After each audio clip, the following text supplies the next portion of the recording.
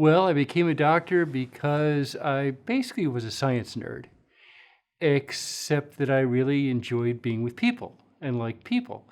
And so I sort of wrestled with that up through college, where I spent some time in a laboratory with fruit flies and microscopes and other things that were fascinating, but they didn't do it for me. And I realized I really wanted the people aspect, and that's what got me to medical school. And once I got to medical school, they made me a doctor. The most rewarding part about being a doctor is still every time I meet a patient for the first time and they put their trust in our team, I'm deeply humbled because you put on the white coat and they don't know you from Adam, and they really put their lives in your hands and their loved ones' lives in your hand. And that's a tremendous trust, and I have a huge amount of respect for that. It brings me up short every time. Well, the question that I wish my patients would ask more often is what their role in the healing process is.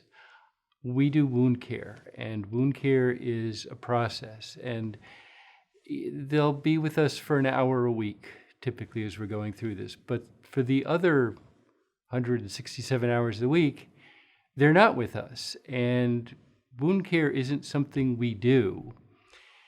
I mean, there's not a switch that we can hit to turn on your wound care. It's something that's an integral part of what your body, your physiology does all the time. It's programmed for that.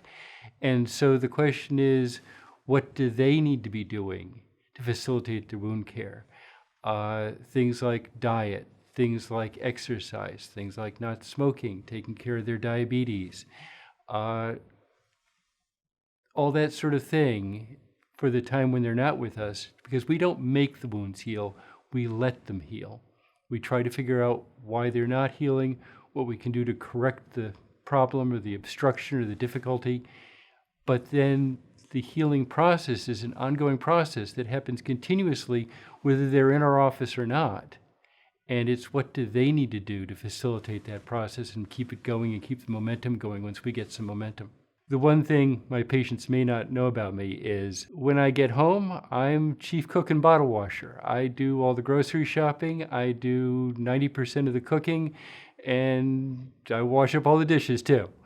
It's become sort of a fun way of decompressing when I get home.